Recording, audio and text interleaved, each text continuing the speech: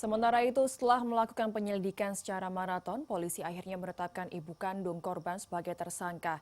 Pelaku menganiaya anaknya hingga meninggal dunia lantaran geram sang anak buang air besar di celana. Ironisnya, kasus kekerasan dalam rumah tangga atau KDRT ini pernah dilakukan tersangka kepada anaknya bulan Oktober lalu dan sudah berjanji tidak akan melakukan lagi. Polisi menetapkan IR sebagai tersangka kasus penganiayaan. Ibu berusia 27 tahun itu menganiaya anak kandungnya RS hingga meregang nyawa.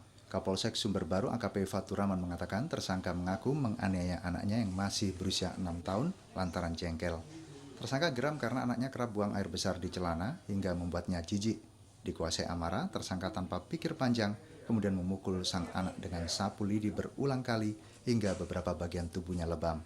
Usai mengalami penganiayaan, sang anak mengalami sesak nafas dan mual hingga berujung kematian. Ironisnya, penganiayaan itu tidak sekali dilakukan tersangka pada sang anak kandung. Bulan Oktober tahun lalu, tersangka juga pernah menganiaya sang anak. Kasus itu kemudian dimediasi dan tersangka berjanji tidak melakukan penganiayaan lagi pada sang anak. Sudah mulai 29 Oktober sudah kita mediasi dari pihak guru yang menemukan lebam-lebam di bagian tubuhnya. Dan saat itu memang diadakan mediasi dan dia membuat pernyataan tidak akan melakukan lagi penganiayaan kepada anaknya. Dan kemudian dalam beberapa hari ini ternyata ibu ini melakukan lagi sehingga meninggalnya anak. Karena merasa jengkel aja.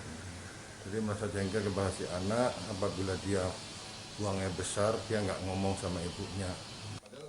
Hasil otopsi korban mengalami penganiayaan berat. Terdapat 4 titik lebam di kepala korban hingga terjadi pembengkakan dan pendarahan di otak. Sementara itu, meski telah ditetapkan sebagai tersangka, polisi berencana akan membawa IR ke psikiater untuk memeriksakan kejiwaannya. Dari Jember, Bambang Sugiarto, iNews melaporkan.